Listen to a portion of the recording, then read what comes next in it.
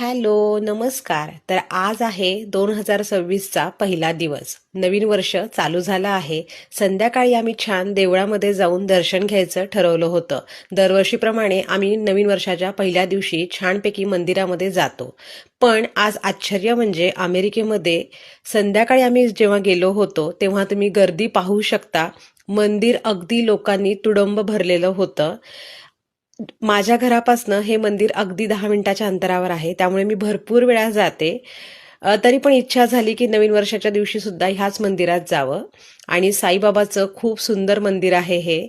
आणि आज नववर्षानिमित्त तुम्ही प्रत्येक देवाला घातलेली ज्वेलरी बघू शकता, किती सुंदर होती. आणि साईबाबा केवढे छान दिसत होते.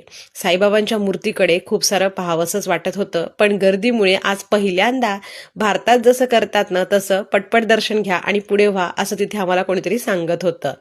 आणि तसेच ह्या मंदिरामध्ये प्रत्येक देवाची मूर्ती आहे. साईबाबाचं तर मंदिर आहेच, पण त्यासोबत सगळ्या देवांच्या मूर्त्या आहेत. दत्त महाराज, स्वामी समर्थ, आपले गजानन महाराज, राधाकृष्ण, म्हणजे खूप खूप मूर्ती आहेत. तिरुपती बालाजी. तर तुम्ही सगळ्या मंदिरांचं डेकोरेशन पाहू शकता, सगळ्या मूर्तींचं डेकोरेशन पाहू शकता. इतकं छान सजवलेलं मंदिर होतं. आणि आज पहिल्यांदा एवढे सगळे भारतीय लोक तिथे पाहून मला तरी खूप छान वाटत होतं. 2026चा वर्षाचा पहिला दिवस ह्या देवाच्या दर्शनाने खूप छान गेला. तर तुम्ही काय काय केलं हे मला नक्की सांगा. आणि आमची सियाना सुद्धा मंदिरामध्ये गेल्यावर खूप छान पाहत असते. आणि कार्तिकेय स्वामींची मूर्ती, त्याचे हार, ज्वेलरी तुम्ही बघा किती सुंदर आहे. तर जास्त काही व्हिडिओ फार व्यवस्थित करता आला नाही, पण मला जेवढं जमलं तेवढं मी तिथे रेकॉर्ड केलं. आणि तसेच नवीन वर्षाचं खूप काही रिझोल्युशन्स आपण ठरवत असतो, पण माझे तर ना सध्या दिवस कसे म्हणजे उजाडतात आणि कसे संपतात हे मला माझं माहिती आहे. आणि मला ह्या मंदिरातली तिरुपती बालाजी महाराजांची मूर्ती खूप आवडते. खूपच सुंदर भव्य दिव्य मूर्ती आहे. खूप छान त्याला डेकोरेट केलेलं असतं नेहमीच.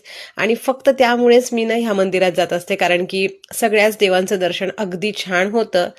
तर आम्ही छानसे आठवण म्हणून 1-2 फोटोज काढले. तसेच आज तिथे खूप साऱ्या गोष्टीनं विकायला सुद्धा ठेवल्या होत्या.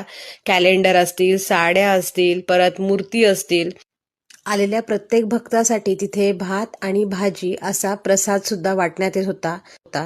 तर आम्ही छान दर्शन घेऊन घरी आलो. 1-2 फोटोज काढले नववर्षाच्या पहिल्या दिवसाचे. जेवणामध्ये ग्रीन पीसचा पराठा बनवला होता आणि गोडामध्ये काजू कतली सुद्धा आज मी मुलांसाठी बनवली होती. तर हा होता आमचा नवीन वर्षाचा पहिला दिवस. तुम्हा सगळ्यांना नवीन वर्षाच्या खूप खूप शुभेच्छा. तुम्हा सगळ्यांना नवीन वर्ष खूप जास्त छान जाओ.